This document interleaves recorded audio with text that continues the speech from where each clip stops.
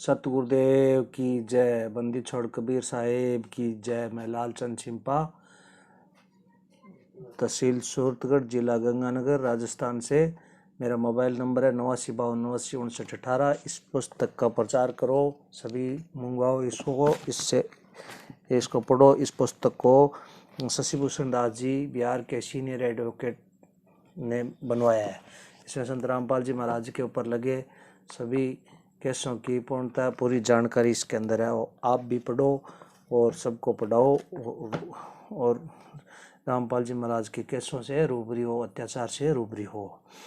तो कल मैंने एक वीडियो बनाया था, संत रामपाल जी महाराज की जमानत मात्र एक दिखावा है। तो उस पर मैं 4 वीडियो बना चुका हूँ, अब ये 5वां पार्ट है।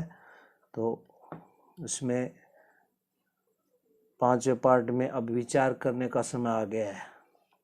तो विचार करते हैं कि लेखक का कहना है, आप भगत समाज जो विशेषकर संत रामपाल जी महाराज के शिष्य हैं, मैं कहूँगा कि आप अपने हृदय से विचार करो कि आखिर संत रामपाल जी महाराज को न्यायालय से जमानत नहीं मिलने का क्या कारण है।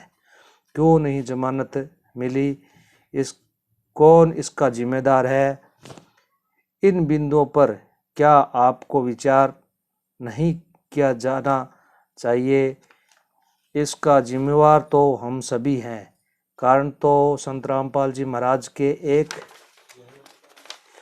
भी वाणी या वचन को नहीं मानकर RSS मैनेजमेंट वालों के बहकाव में आकर उनके आदेशों निर्देशों को अपनाकर संत रामपाल जी महाराज के विपरीत उन्नाव के षड्यंत्रकारियों को साथ देते रहे और आज भी इन झूठे निकमों एवं माया के पुजारियों का साथ देते चले आ रहे हैं।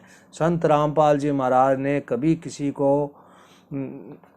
किसी को पेशी पे नहीं बुलाया और न ही किसी को आदेश दिया।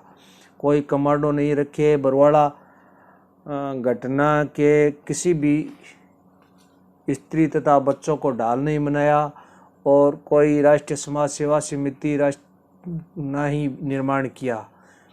कभी भी नहीं कहे कि पेशी की तिथियों पर हिसार आकर लॉ एंड ऑर्डर को डिस्टर्ब करो। कभी नहीं ऐसा कोई कार्य करने के लिए कहे जिससे कानून व्यवस्था प्रभावित हो। हरगिज संत रामपाल जी ने न्यायालय तक नहीं जाने के लिए कभी भी अड़ियल रवैया नहीं अपनाए। हर वक्त वे न्यायालय जाने को तत्पर थे, मगर उन्हें न्यायालय में जाने से किसने रोका। वे कभी भी कानून को अपने हाथों में नहीं लिए और ना ही लेने का प्रयास ही किए। फिर भी संत रामपाल जी महाराज की आड़ में किसने कानून को अपने हाथ में लेने का हर कृत्य किया, ये किसी से छिपा नहीं है, बल्कि सबको जानकारी है कि RSS मैनेजमेंट के बहकाव में आकर संत रामपाल जी महाराज के मौजी शिष्यों ने ही कानून को अपने हाथों में ले लिया, प्रोसीडिंग को अपने हाईजैक किया। RSS मैनेजमेंट के कहने से हिसार एवं रोहतक की पेशी प्रतिथि पर जाकर हुड़दंग मचाते थे। गुरुजी पर अनेकों केस लगवाते थे। उक्त सारे कृत्य गुरुजी के विपरीत उनके दुश्मन RSS मैनेजमेंट के साथ मिलकर उनके मामूर्ख शिष्य ही करते थे और आज भी गुरुजी द्वारा रखे गए हर सबूत के बावजूद भी उनके शिष्य ही गुरुजी के कथनों एवं ज्ञान को नहीं मानते हैं और गुरुजी को ही दोषी बनाते आ रहे हैं। गुरुजी ने दुनिया के समक्ष पेश होकर बताया था कि RSS समिति मेरी नहीं है, काले कमांडो मेरे नहीं है। मैं न्यायालय में जाना चाहता था, मगर समिति वाले इसके खिलाफ थे।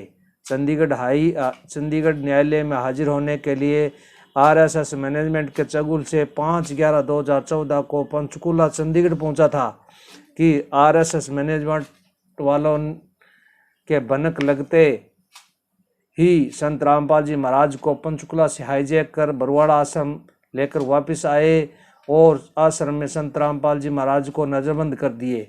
संत रामपाल जी महाराज का बयान है कि मैं बरवाड़ा आश्रम में छुप कर बैठ गया, नहीं तो वे लोग मेरी जान से मार देते।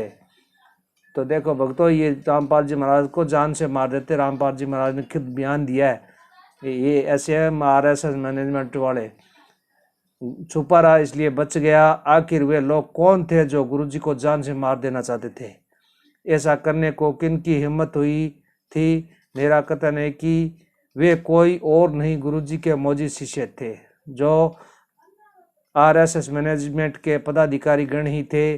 प्रमाण से में आप सभी लोगों ने बरवाड़ा कांड को देखा होगा कि कैसे प्रशासन के साथ गुरुजी के मौजूद शिष्य RSS मैनेजमेंट ने लोहा लिए हुआ था। उपरोक्त घटनाओं पर विचार करने से साफ जाहिर है कि संत रामपाल जी महाराज का जमानत नहीं होने में सबसे बड़ी बाधा RSS मैनेजमेंट एवं उसके साथ लगे महामूर्खों का टोला है, जो अपने को तो संत रामपाल जी महाराज का शिष्य बताते हैं, मगर गुरु के मर्यादा के स्थान पर RSS मैनेजमेंट की सारी मर्यादा जी जान से निभाते आ रहे हैं। इनका मतलब यही हुआ कि शादी किसी और से, पति कोई और, ऐसे को बदचलन की संज्ञा से निभाई जाती है। ऐसी स्त्री का पति उसे त्यागने में भी अपनी भलाई समझता है, और आज संत जी ने वही किया जो एक पति अपनी बदचलन स्त्री का पति बने रहने से त्याग करता है। ये 5वां पार्ट है, वो संपूर्ण हुआ जमानत के पर। शायद साहेब आज के लिए इतना ही।